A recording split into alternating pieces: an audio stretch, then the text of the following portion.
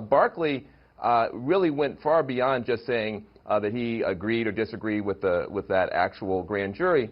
He said a lot of things that I just thought were really inflammatory, and I think the worst of it was his contention that somehow African Americans who are concerned about this case are just somehow anti-cop. That is very dangerous. I think African Americans want better policing, not no policing, and I think African Americans shouldn't have to choose between no policing or street violence or police violence or no policing. Why can't we have a conversation about improving policing so that our community can do better? I thought him going after African Americans who are concerned about this as if we have no standing at all was very, very irresponsible. Why do you think it was irresponsible?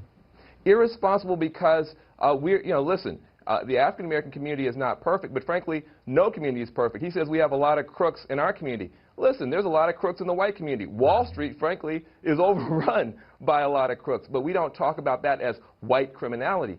I just think that the way that he went about this, if he wanted to have a real conversation, was really, really inflammatory.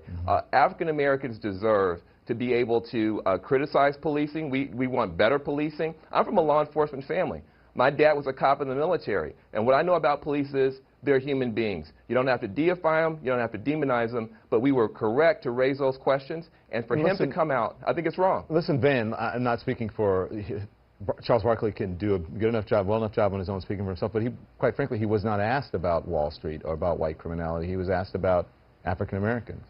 And that's part of the problem. There are plenty of... Listen, every African American community is not distressed. Every white community is not perfect. We aren't talking about the meth epidemic in the white community. We're not talking about the suicide epidemic among young white men. Why do we have these black scolds who come out, whether it's Bill Cosby in the old days or now him, who say, black people, you should do better, black people, you're bad. No white people come